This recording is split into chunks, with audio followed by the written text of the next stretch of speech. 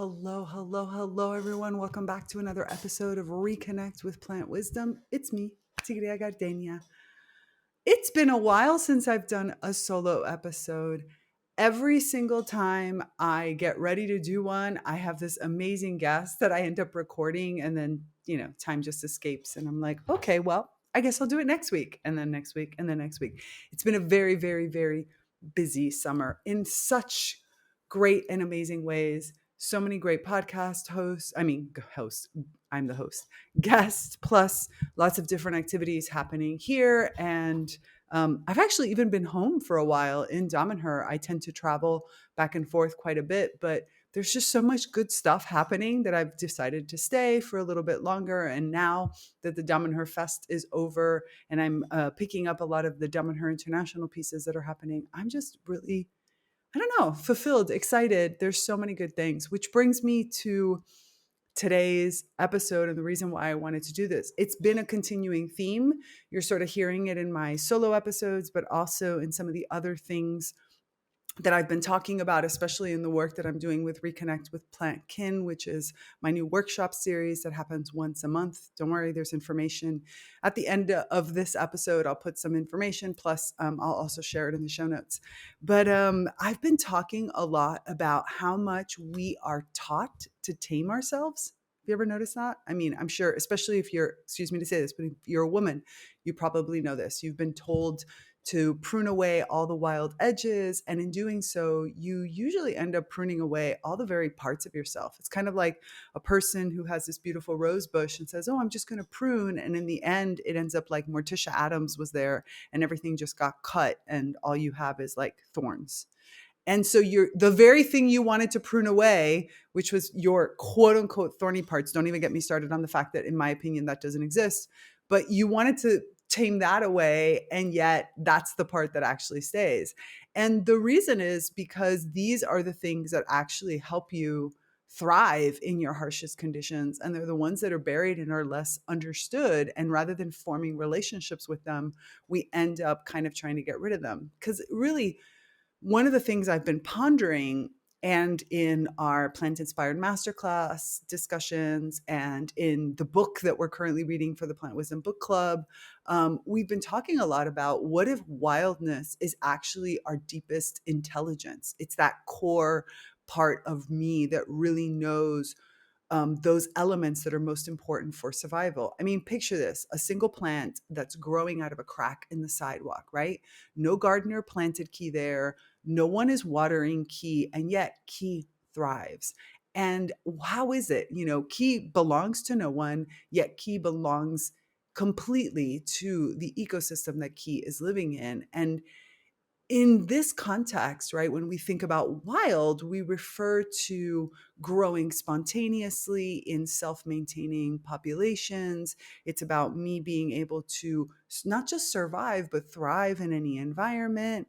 And when we think about plants in this way, we think, oh, how beautiful. This is how plants really live in these natural ecosystems and how they can exist and how they continuously are doing, what is necessary in order to thrive and grow and mutate and evolve.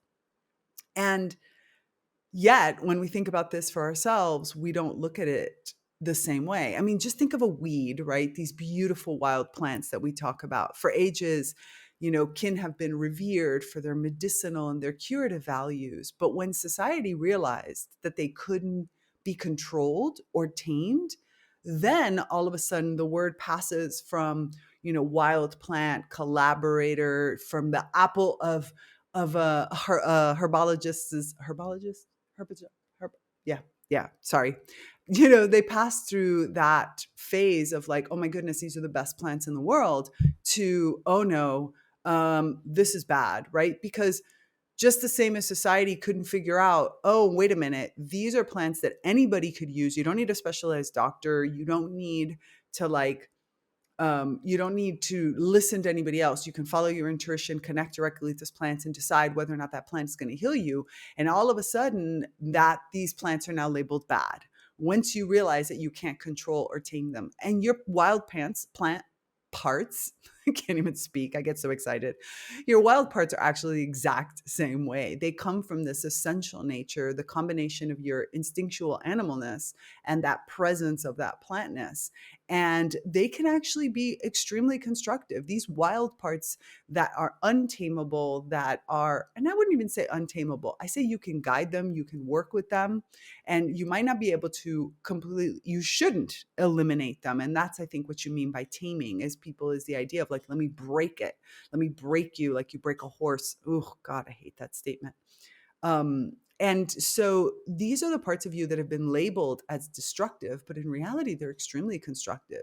And it all depends on the needs of the ecosystem where you apply them. So, but because these parts aren't born from any kind of societal rules and they're meant to be used instinctively by flowing into them, by feeling them, they're often misunderstood. And that means that you're misunderstood and they may not even be welcomed in so many different perspectives because we see destruction as always bad, even though in an ecosystem, destruction is a natural part of the overall cycle and process. So, I would bet that many times these wildness, these wild parts of yourself, you've either lost touch with them completely or you've suppressed them completely or they are completely out of control. So in episode 126, we're going to explore wildness as a core intelligence.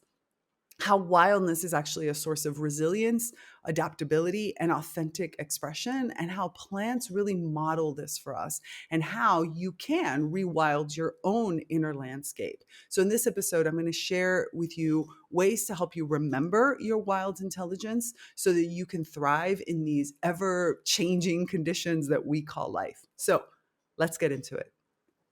Welcome to Reconnect with Plant Wisdom. I'm your host, Tigria Gardenia, nature-inspired mentor, certified life coach, and the founder of the Naturally Conscious community. For over a decade, I've been known as a world ambassador for plant advocacy, working closely with plants to share their practical wisdom to help you consciously embody the elements of life that nourish your evolution. In this podcast, I delve into ancient and modern knowledge from biology to spirituality about the wondrous ways of plants. Together, we'll explore how ecosystem thinking helps you overcome limiting beliefs, understand the true nature of relationships, and live an authentic, impactful life. Okay, so I'm going to touch on a whole. When I started to plan this episode, oh my goodness, my list was huge because again, wildness has been this continuous thread. I mean, in the Reconnect with Plantkin workshop, I'm slowly moving through different aspects that we often call wildness. For example, your shadow self. Parts of you that are in your aura that you might have lost touch with, lost senses that we don't really connect with. So these workshops, one by one, have been going through these different topics because it's extremely important for us to ease into it. If you try to throw yourself completely into it, I don't want to say you're going to lose control, but unless you give yourself that space, and that's totally possible too. I know plenty of people who have taken like just basically a break to reconnect with who they are and have taken a break from society for like, whatever, a few years in order to reconnect to them. Not all of us have the benefit to be able to do that. So I'm trying with the workshop series to go slowly, step by step through them so that you can start to form this relationship. And in reality, that's the reason why the Naturally Conscious community also exists, to give you slow ways for you to interact using the different forms of intelligences that we all have. So we have, discussions for the people who are more verbal, like myself. We have creativity and writing for those that need to express themselves without, the need of passing through mental filters. We have the book club because sometimes you need examples that you see from the other world. We have classes because sometimes you need to understand the science, the literature, like how is it that plants specifically do it, or what are the other models that work with us. So, and oftentimes we have, and they're all kind of experiential in their own way. So many, many different aspects in the Naturally Conscious community give you the ability to be immersed in a way that works really well for you. And I think this is important. We need these spaces, these safe spaces to explore and think outside the box and even say things that are silly and that might have some kind of root, but maybe you haven't yet figured out what that looks like. So when I was working on this episode, I started to list out all the topics, and I finally ended up kind of narrowing it down to the top 4 type of pieces. So the first thing I want to talk about is wildness as an evolutionary strategy. So we're not starting with the idea of wildness um, as something that kind of just is, but it actually has a purpose. It's what helps us evolve. And it's not the kind of wildness that you've been taught to fear or suppress, but the kind that plants, for example, live every single day. This is the wildness that knows how to adapt, how to take root, how to know when the moment is right and how I'm supposed to act in that moment from an instinctual or from a presence level, and how to really stay true to your essence no matter what changes around you. And this is an important aspect of wildness.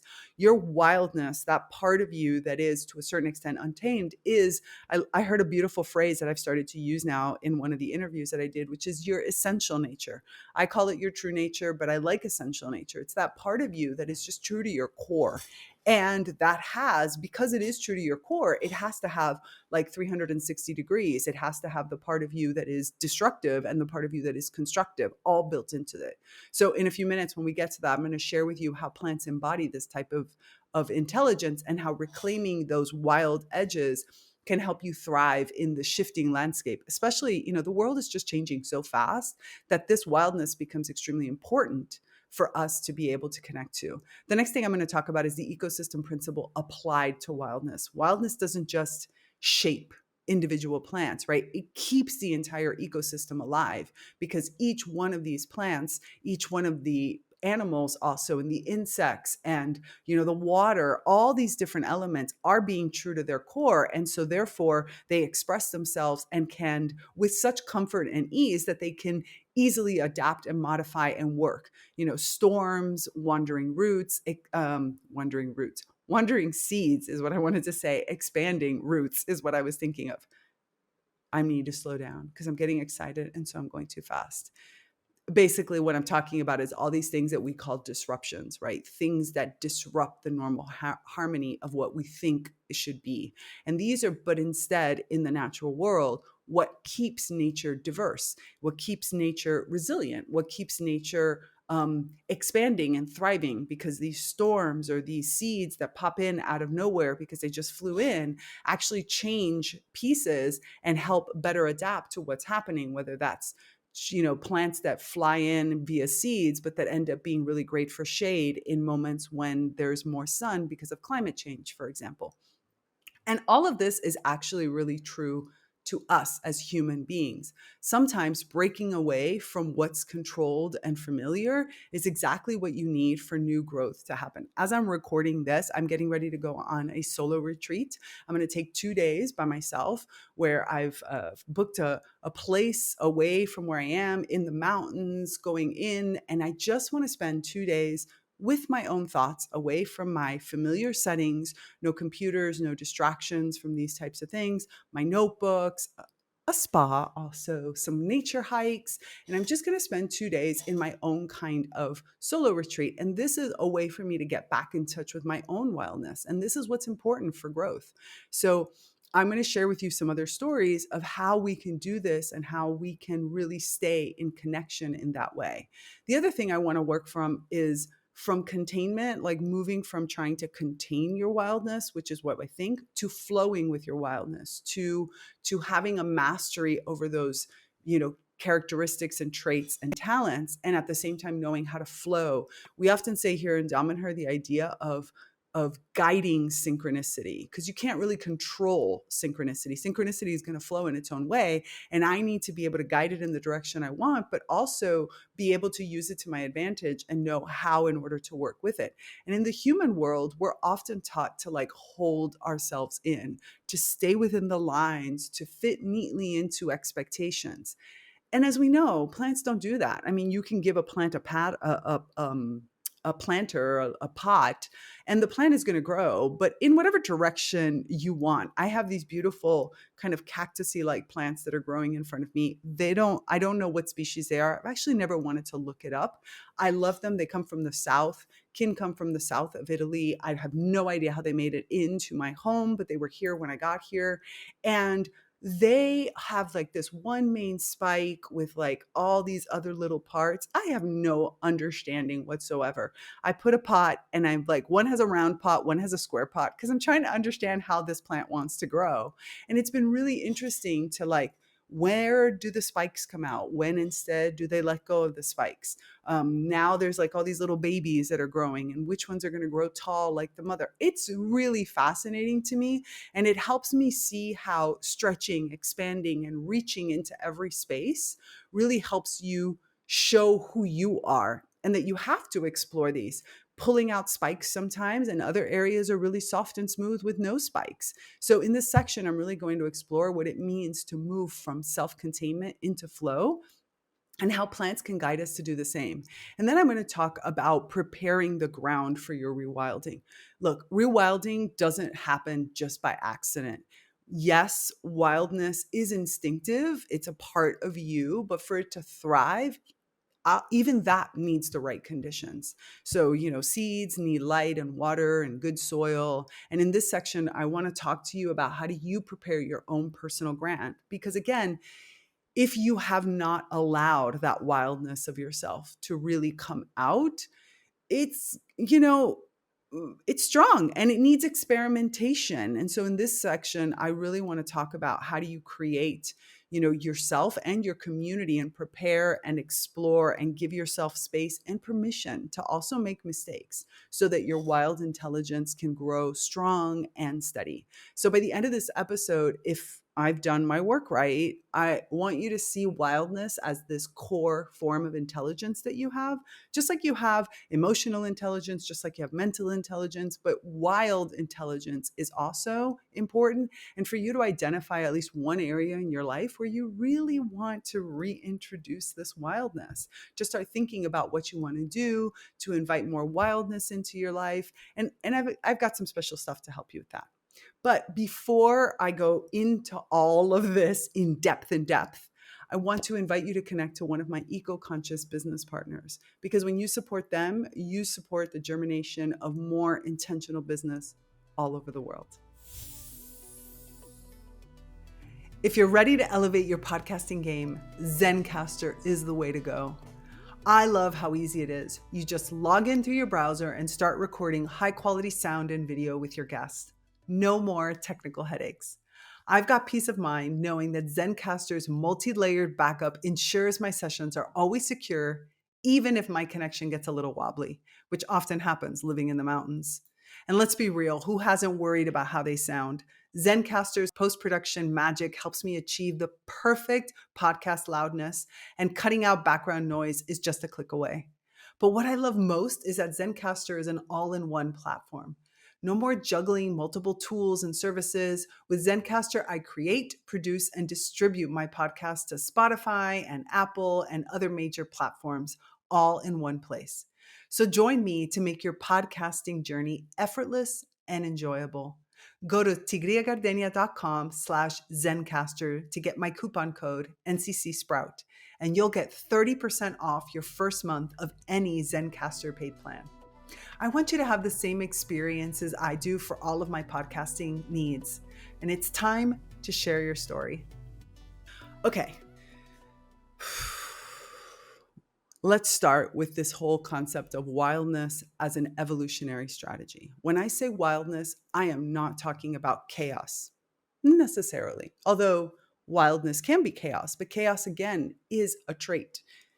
Chaos, just like catalyst, just like bridging, just like many other aspects. So I don't really mean being out of control and acting without care. Wildness, in the way that plants have taught me and the way that I've worked with others, is about adaptability. It's about opportunity. It's about seeing something and a path that others might not see and being true to that. It's the ability to meet changing conditions without losing your essence. In the June Plant Inspired Masterclass, where I have been doing over the last few months, we've been hosting discussions. So rather than me teaching something in the masterclass, I'll bring up a concept and then we'll go deeper into that concept in a very, very open discussion. And we discussed how wildness is actually a highly intelligent strategy for survival. A wild plant doesn't ask for permission, and your wildness is so true to your core. The characteristics of you that are connected to that wildness know who they are and know their place. And so when Key notices an opening, when a plant notices an opening, like, for example, I don't know, light hitting a patch of soil, or the moisture changing in the air, or maybe there's a gap in the canopy of the trees, that plant knows how to move in, how to use that, how to capitalize on that. And so if you think of plants that self-seed, for example, 1 year they're here, and then, next year they've moved, they've gone to somewhere else, maybe just a few meters away, carried by wind or by water, or maybe even animal fur. They're not wandering around aimlessly, right? They're responding to these opportunities, to possibilities, to what the ecosystem is asking for them in that moment. And that is really the core essence of your wildness. My wildness is this place that sits between my animal instinctiveness and my presence of plantness and my awareness of plantness. And it's this unbroken connection between who I am and the environment that I'm in. And so therefore, each one of us is constantly creating and shaping the other. And this is what plants do so well. And that if you work very closely, especially with a spirit wild plant, if you work with a spirit wild plant like dandelion, you can get so much information and knowledge on what this means. Because for humans, wildness works in the same way. It's not about recklessness. It's about noticing where you can grow, where it is that you can expand, and having the courage to do it, like being able to lean on and rely on that wildness, even if it's unexpected, even if it's outside of your comfort zone. And here's where really the challenge of using your wildness and of working with your wildness comes in, because many of us have been so conditioned to control, to plan. Oh, the infamous stay in your lane, that we've forgotten how to respond instinctively to what life has to offer. When an instinctual instinctual response comes up, we doubt it, and not doubt it in the healthy way, which is doubt of like, is it the right time? Is this the right place? How do I do this? But more of, oh my goodness, am I allowed to do this? Should I do it? Like, and I start to then dismantle it. We've forgotten how to really respond to what life offers us. We hold ourselves back. We not just tame our way, we clip our wings. And over my lifetime, I've had to reconquer many of my own wild parts, because some of them were hidden by traumas, and others, and the ones by traumas I'm still working on, other times I was really just not encouraged to bring them out. I was either, they were just ignored, like, oh, that, let's just pretend that doesn't exist. Or I was flat out told, no, this is too much, do not do. And it's interesting because as I look back on many of the periods of my life that shaped that too much, I can now see I can see my part in the, I didn't know how to express it. Jealousy, fears. You've heard me talk about this when I talk about my critic, my critical side. But that part of it I get. But then there's the part of, you're disrupting the system. And that catalyst side of myself being constantly having like water poured over it. I've always been considered too strong, which I've always interpreted badly, because when I was even very, very young, I was told that my fact of being too strong would lead me to be bullied, to be ridiculed, because people thought I could take it. And so people would make fun of me constantly and put me down. I was told I should give the space to someone else because they need a little extra help because I'm strong, so I don't need that help. And so not only did I try to hide that part of myself and all these different characteristics that were coming out very strongly, I also didn't allow my softer sides to emerge. Either I didn't allow myself to to be more vulnerable, to be more gentle, because I was considered strong. And when I was like vulnerable, people took that as like maybe I was faking it, or they just didn't know how to interpret it. So without one, I actually, the other was stunted as well, leaving me in this perpetual limbo. Over the last 15 years, I've had several wild plant guides really help me to better understand this. Chickweed, for example, helped me be physically strong while still capable of asking for help. And stinging nettle is really showing me how a sting can be useful when you consciously choose to use it and take responsibility, because no one relishes creating pain, but there are times when it's the best way to move something or someone forward. And so if you're going to create that sting, disrupt that piece in that way, you have to be willing to also take the blowback and actually help rebuild the pieces. So wildness really invites us to remember to meet life where it is, not to where you've been told it should be. And this adaptability isn't just about surviving as an individual.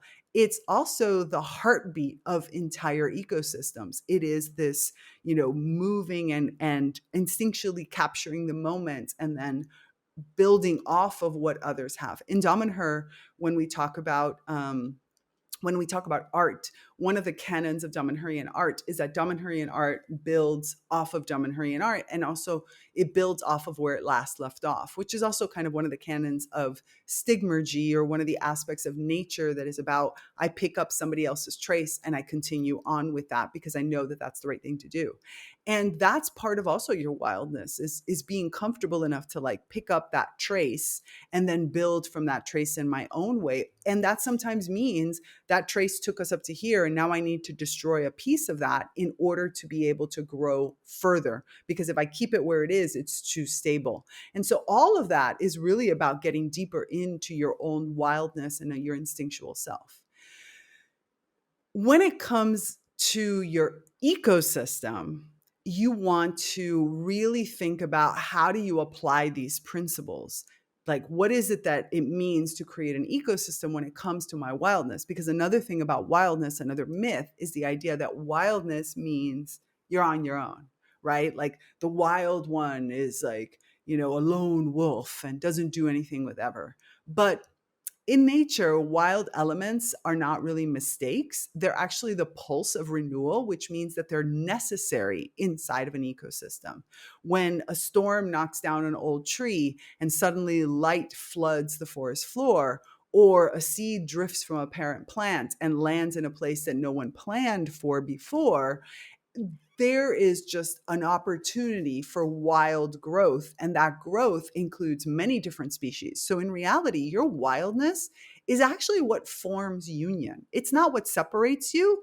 It does, in the sense that you are an individual, but you're in an interrelated experience. So all of these moments of disruption, and that could be what your wildness has to bring out, actually keep systems alive. They prevent stagnation. They create space for diversity to thrive.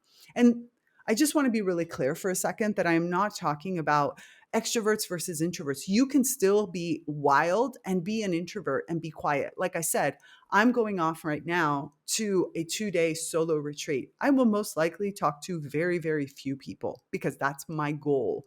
My goal is to be in myself.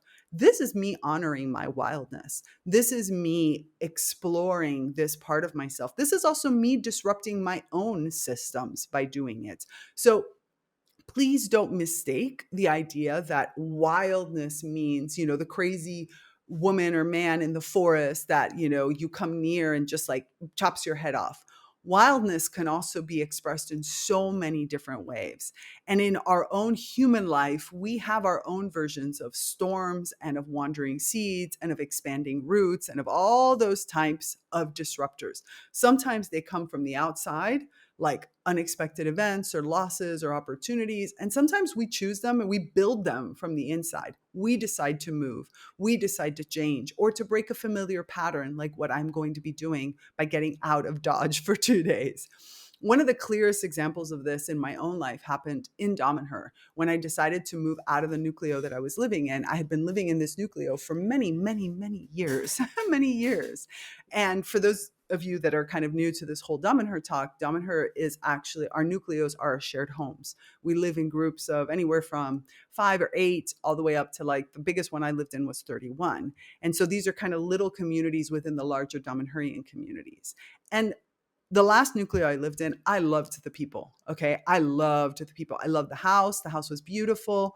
But inside, after so many years, I could feel that I had stopped evolving. The nucleo has a mission. It has a project. It has a series of things that the nucleo carries out. And this environment that had once nourished me had become too familiar, way too predictable, and the demographics within the people were changing, where I was in a stage of growth and evolution, and they were more in a stage, many of them were more in a stage of slowing down and of rooting deeper into it. So I kept nudging for small changes, and even they themselves were talking about wanting change, but they weren't willing to do the work that was necessary to bring that change about. So I could have stayed and just kept kind of moving in little things, or I could make this bold change for myself, really step into my wildness and see this as an opportunity. So when I announced my decision to leave the house, there was many people in the house that were really surprised. Some were even worried that they thought I might separate too much from the community by moving out of this particular nucleo.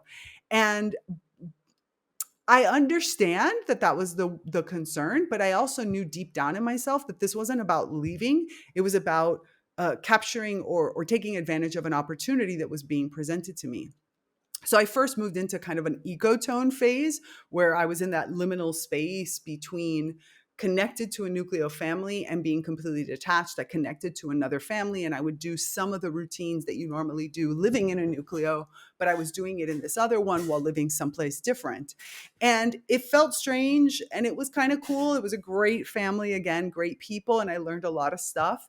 But I was floating between these two worlds, and that space gave me a perspective to understand that in the direction I wanted to take for myself, but as well as for Damanhur overall, that wasn't going to take me where I needed to go. So eventually I fully stepped away actually from nucleo life. And I decided that I wanted to experience, because I had come to Damanhur, and in all those years, I had always lived inside of a nucleo. I had been very active, and my focus had been very much in my own business, my own work, my own connections and friendships, but also very much connected to the nucleo itself. I didn't have a broader view. So when I stepped out, it wasn't an act of rebellion. It wasn't me saying something was wrong. This was an act of trust in my wild nature, my ability to create connections in different ways. And so I basically replanted myself. I freed myself from a bunch of obligations that I had that I was filling out because I was in a nucleo. And it wasn't about like not wanting to participate. It was about giving myself room to breathe, room to imagine.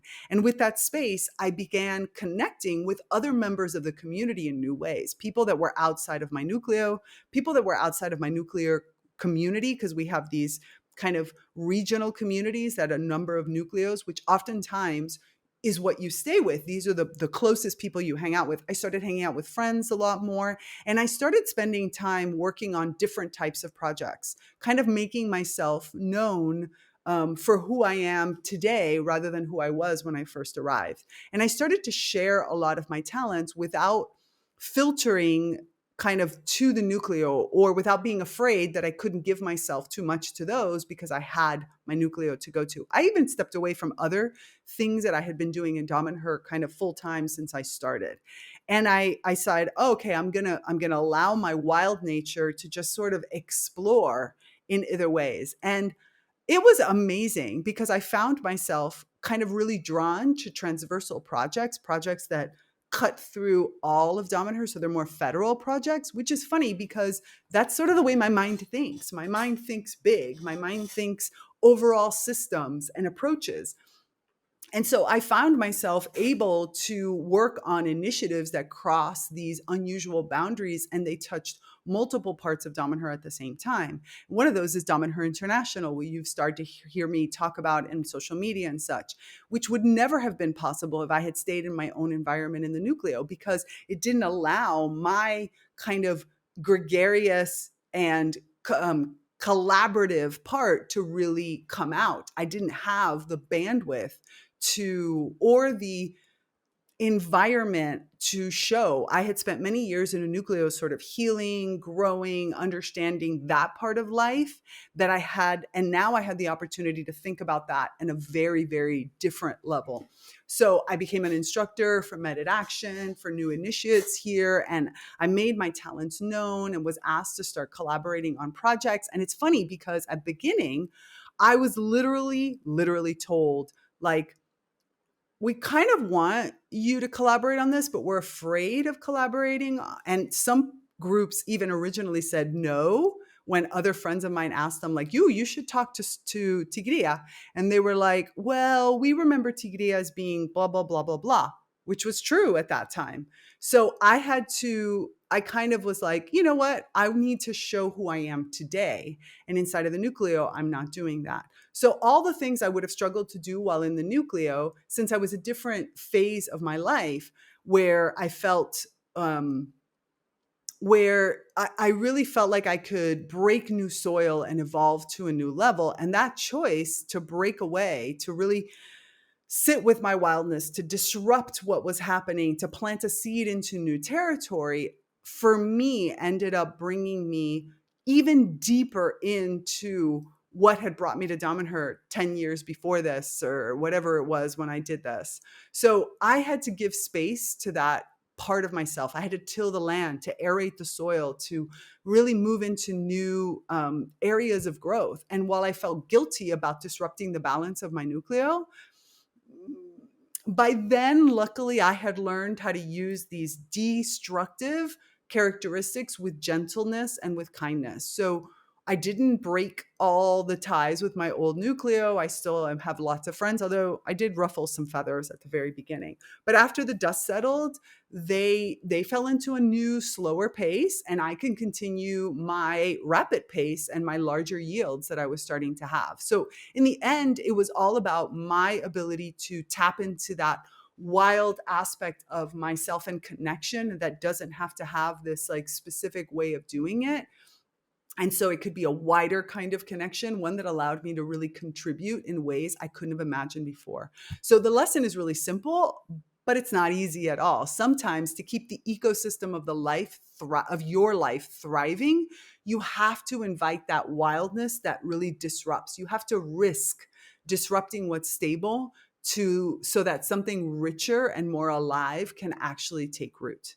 So hopefully that makes sense. If it doesn't, of course, as always, please feel free to leave me a comment, or, send me a message, or come into the Naturally Conscious community. And there you can either post or send me a DM. And so all of this really kind of takes me to this perspective of, you have to move out of trying to contain your wildness and in flowing with your wildness. Now, look, I know that containment is a skill. It can keep us safe in dangerous situations. It can help us focus when the world is pulling us in 100 million directions. And for many of us, containment has kind of become a default. It's not really a conscious choice. If it's a conscious choice, healthy. If it's something you just do to kind of stay out of trouble, or because that's how you were taught to do things, maybe it's time to have a conversation. We learn to really contain ourselves, to be acceptable, to keep from upsetting someone, to avoid being too much. Oh my goodness. As I've been working with the whole phrase too much, at first, all these memories of being young started to flow, young all the way through to my 30s, like of being called too much started to flow from my teen, not even my teen, probably my preteen years. And I think about all the times when I held back my laughter when I was afraid I was being too loud, or when I bit my tongue when my opinion would ruffle feathers, or when I would shrink when I didn't want to outshine the person next to me. And I think about how today I handle those same type of situations. Now, that doesn't mean I don't hold my tongue. Trust me, there are plenty of times when I hold my tongue, but I don't hold my tongue to hide back. I hold my tongue to think about how I want to express something for a determined outcome. So I use that wildness to like bring up whatever it is, and then I guide it through to the words, to the actions, to the behaviors that are going to be more effective for the end result to come out. Plants don't contain themselves in that way. If there's space, they grow into it. If there's light, they lean toward it. Kin know what it is that is necessary for their evolution and growth. If there's an opening in the soil, right, the plant is going to send some roots down there. They don't apologize for taking space. How many times have you had a pot where either the plant has broken through the pot or is growing off the sides of the plot, or is like in some way screaming at you, hey, get me out of here? Plants don't apologize for taking up space. They don't ask, will this be too much? Kin simply respond to what's available. And in ecology, I was listening. I think I've told you this before, but I'm just going to repeat it because it's so important. I was listening to a conference where they talked about how ecology is just natural sociology. It's just relationships in nature. And I was like, yes, that is the best definition for ecology I've ever heard. It is natural sociology. It is relationships in nature. And in ecology, when we're talking about this whole idea of filling in the space, it's called filling in a niche. A niche is not a rigid container. It's a set of conditions that support growth. If conditions change, plants adapt. Key may flower early, key may grow taller, key may shift to where the roots are going. A plant isn't thinking about being approved and of you liking what color the flower is or the shape of the leaf. Key is thinking about what is best for me and my ecosystem. Where is my expansion? Where is my contribution? And where do I receive? And I've seen this also in my own life, especially when I've stepped into roles that felt bigger than I was ready for. I mean, my instinct was to contain, to play a little bit smaller until I felt pretty prepared, because again, I was seen as too much, and then they would blame that. And ugh. But the truth is that readiness really, really, it never comes. It never comes in these tiny little complete packages. It comes in the doing. And just like a vine that is like growing in the ground until he finds something to climb, I had to start moving into opportunities that were in front of me. I had to trust that instinctual nature of myself. I had to use those characteristics that maybe weren't always liked, but that I had learned how to master. And then I could go into a direction that I hoped would take me where I wanted to go. And if not, feel super comfortable that I would know how to change. This very podcast is actually a great example of that. At first, I played it really safe. I started with topics that I knew really well. And the origin of this was like, I'm going to create 3 shorter podcast episodes that explore one topic, then maybe wrap it up in a masterclass. And I tried that a few times and it just didn't work. And so it was like, it's not a podcast. This is actually just a bunch of mini lectures. That's not what we're trying to do. So just as quickly as I started, to be honest, I think I did maybe like, I don't even think I did not even 10 episodes. I maybe did like 5 or 6 or whatever. And then I took a month break to regroup because I was like, why am I being so conservative? What am I doing? What am I supposed to express in this podcast? Why was I so afraid of saying on this microphone what I really thought? And I sat with Cattail and I asked Cattail a lot of questions, so many questions about myself, about, my emotions, my audience, my needs, obviously modifying them to plant understandability, but really also about what the plants themselves. What did plants want me to share? How was I supposed to be serving plants? And then I started my podcast again, this time saying a little more, letting myself flow a little more. And I dismantled all of the format that I had originally created using that, critical personality that I have that tends to find the fault in everything. And in this fault, I started to find my voice, right? I went from long, rambly. If you listen to the first episodes, you'll hear that they're just this long, rambling kind of podcast where I would just have one main topic and I would just let myself talk on it. And then I started to speak really freely. So I would really get deeper into it, but it was still rambling. Then I started to give myself an outline and things started to click together. I started to change the paradigm. I needed to ask more questions with curiosity, to speak my mind without fear, to trust my instinct, my wildness, my that place between that animalness and that plantness, and that the conversation would lead where it needed to go. And so playing around in that space allowed me to be, again, true to myself, true to that essential nature of myself. Plants show us that flow doesn't mean going in every single direction at once. Plant flows towards what nourishes key. And that's what you should do.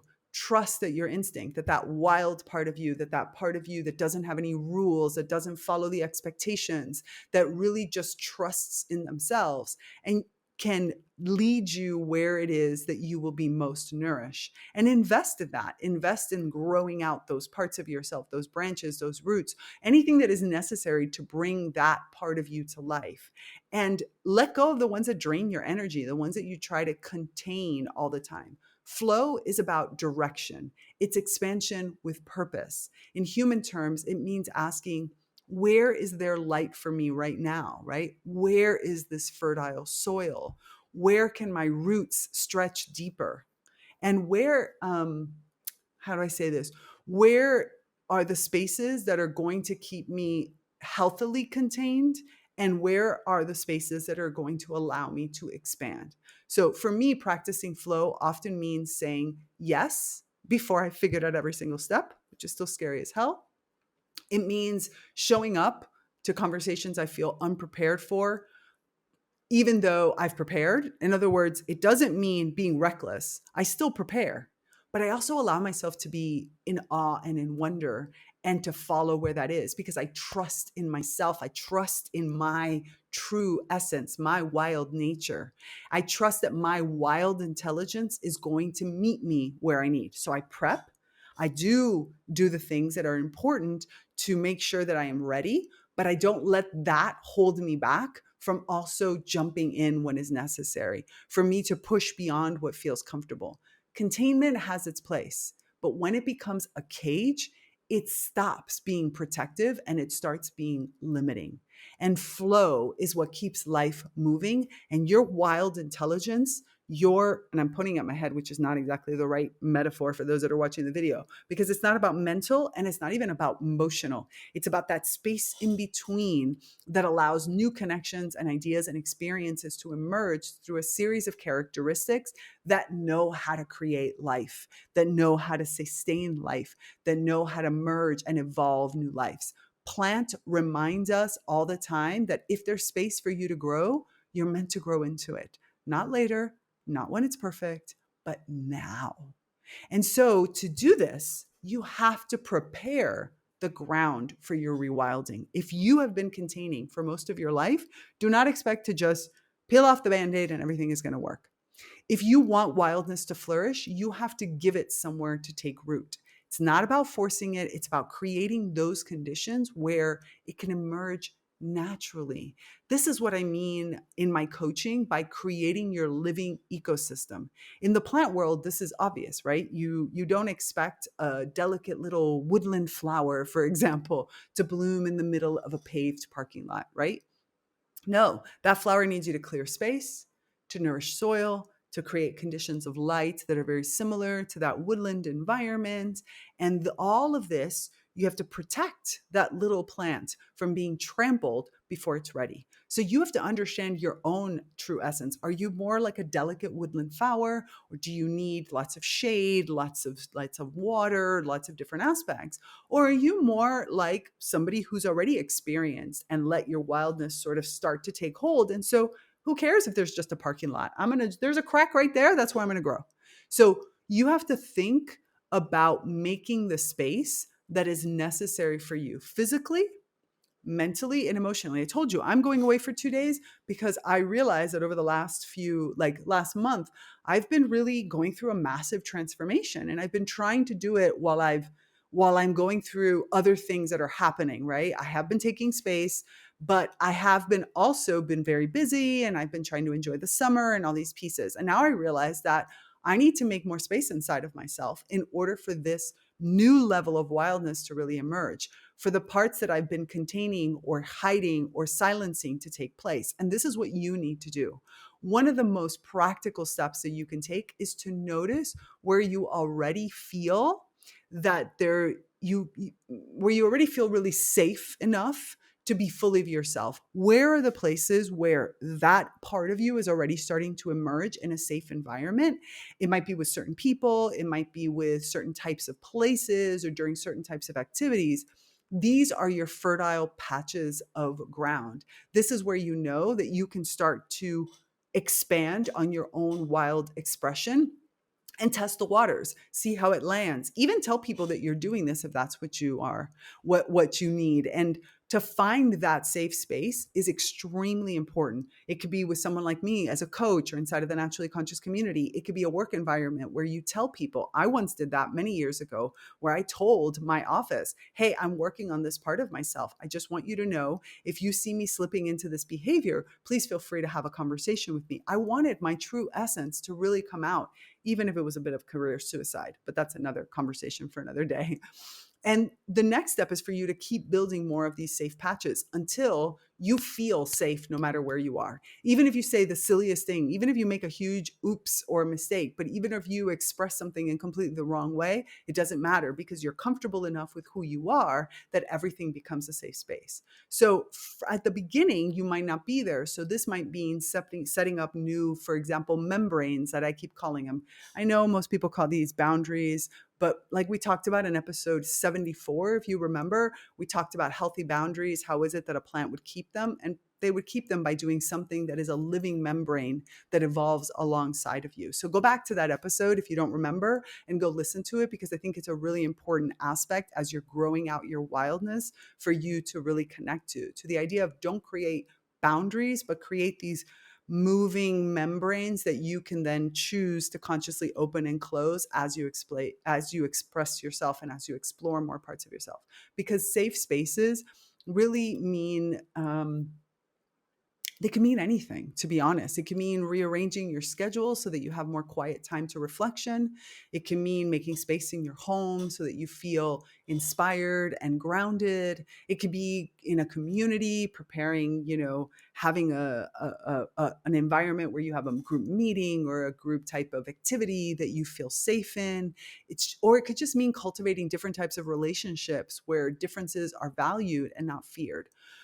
There has to be room for disagreement, and there has to be places of support that are not controlling. There has to be places where you yourself also replace judgment with curiosity, where you allow yourself to even express yourself and see the reaction of people, which might not be the reaction you wanted, but you don't approach that as if something is wrong, but you approach it with curiosity. And one of the most powerful tools that we explored, for example, in that June plant-inspired masterclass that I was telling you about discussion, was inviting a plant ally to model Key's wild intelligence for you, to literally talking with the plant and asking the plant to help you understand, what does wild intelligence look like for you, and how do I apply that to myself? This is why every month now, in the Reconnect with Plantkin workshop series that I've been doing, which is the last Saturday of the month, we dive specifically into wild areas with a plant ally.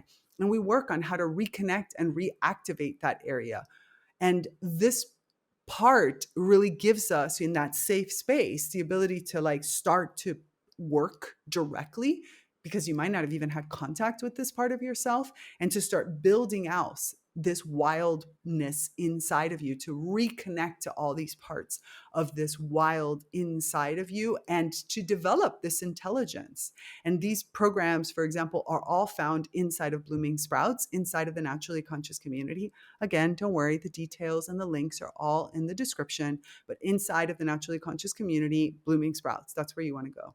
Even today, to be honest, you can start really simple. Choose a plant, wild or cultivated, that catches your attention, that kind of says, hey, me, I want to work with you. And just spend time observing how Key interacts with the world. Just do that. Notice how Key responds to change, to challenges, to opportunities, and then ask Key after you've observed for a while. You can do it silently, you can do it out loud, you can draw, you can do whatever feels right. And you say, how could you guide me to being more wild? How can I move and grow and act wildly in this moment in my life? And see what comes to you. Give yourself space.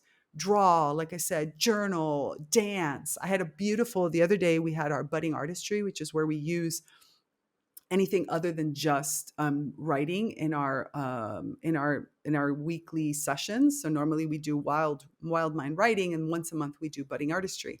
And I loved it because one of the people that came, she decided she was just going to move and dance to the prompts that we were giving in the exploration we were having. And it was wonderful to hear her describe, like I went into child's pose and I could feel this. And because sometimes it doesn't come through the intellect of writing or even sometimes drawing. Your body gets the answer first. And this is how you listen to the plant. This isn't imagining what the plant would say. This is about listening, and it's about trusting those subtle impressions, the shifts in your body, the images, the words that arise and come. This is how the plant, which is probably a plant ally, a plant partner, a plant friend, becomes a mirror in which you see yourself reflecting back, so that you see your wild intelligence that you already carry within you being expressed by this plant, and you can then see it reflected back to you. So when you practice this type of work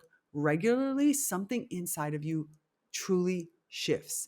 You start to recognize the differences between impulses that are coming from fear and those that are coming from desire, from vitality, from desire of expansion and growth. You start to see the opportunities that are expanded. You start to trust that voice that is between, again, your emotions and your intellect, that wild intelligence that calls and feels out to your entire body. Notice how I'm gesturing so much, because that's how I get in touch with that part of me. You start to see this in all areas, and you start to bring up characteristics and personality traits and abilities and talents that you had suppressed down because you didn't know how to deal with this. And for me, this has been a complete game changer in my own evolution. Before I make a big decision, I often check in with one of my plant allies, and I kind of ask to mirror this part of me. I might go to Noel, the Christmas cactus, for patience and discernment, or maybe Jaina, the aloe, for courage, or to take a first step, because Jaina's very courageous on things. Noel's a little bit more, I don't want to say conservative, because that's actually not true, but patient, I would say. Patience. And these conversations remind me that my wildness isn't reckless. My wildness and your wildness is rooted, it's responsive, and it's meant to serve the ecosystem that we're all parts of. Preparing the ground for rewilding is something that you're constantly doing. It's an ongoing relationship with yourself, with your community, with the living world. Every season brings a new condition, and with that, new ways for you to express your wild intelligence. So as you move through your next growth phase, I'd love for you to ask yourself, where can I clear space? Where can I enrich the soil? Which plant ally wants to walk with me in this phase of my wild growth? Because I've had many different teachers and partners that I have worked with for different aspects of myself, for me to see these mirrors. Because when you give wildness inside of you a home, it doesn't just change you, it changes the whole ecosystem that you belong to.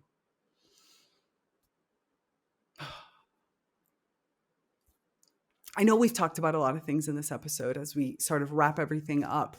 We began as wildness being adaptability, the way plants respond to change without losing who they are. And we remembered, because I think it's important for us to remember, that in nature, I'm going to constantly remind you of this, nothing is wasted. Nothing. Everything is used by something. All parts of the ecosystem are alive and have a function somewhere to someone. And so it was important for us to remember this about ourselves, especially as we explore from containment into flow, into growing into spaces without any kind of apology. We honor these cycles, the cycles of our lives, the cycles of our times. When is it time to expand? When is it time to contract? When is it time to be active? When is it time to rest? How do we create the ground, a safe space for me to be rewild, for me to allow my truest essential nature to expand so that all of my traits can grow strong without being trampled? And so you might be asking me, where do I go next, right? And I'd love for you to join me in the next Reconnect with Plantkin workshop, right? It's the last Saturday of every month. The information is on my website and in the Naturally Conscious community. And if you can't make it, no problem. The replays are always available. If you're in blooming sprouts already or flourishing sprouts, the workshop and every past workshop plus everything else that Blooming Sprouts has to offer is already included. All you have to do is just RSVP. But if you're new, there's going to be a link in the show notes, and you can either try it once a la carte, or you can join Blooming Sprouts. So you can just get that workshop plus a 1-month replay, or you can join the membership. It's only $12 a month US. And the first month is actually free. So you really would get the first workshop for free anyway, testing it out. You've got nothing to lose and everything to gain. Look, let your hidden traits really find their space to flourish. Find a safe community for which you can explore in and add a bit of, plant magic. That's really what the Naturally Conscious community wants to give you. So as always, I want to thank you for, spending this tiny little period of your day with me and listening to the plants and with the quiet, wisdom that they have to quiet. I like how I say quiet. They're not quiet. They just don't yell as loud as I do.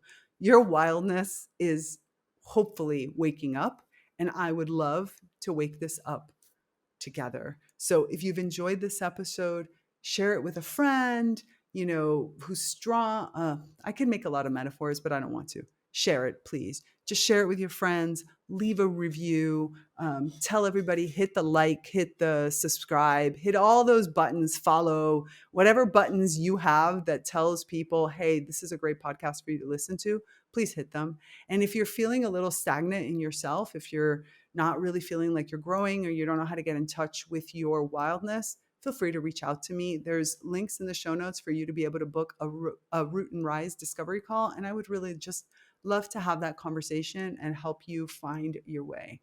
As always, please remember, resist the urge to hold back your emerging green brilliance.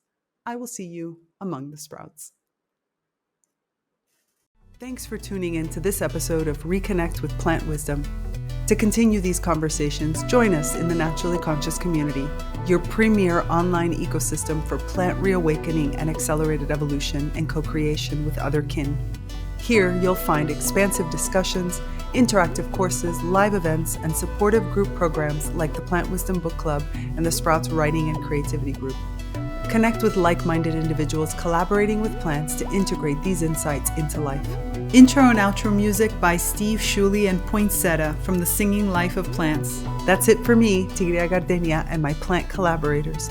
Until next time, remember, resist the urge to hold back your emerging green brilliance. I'm out. Bye.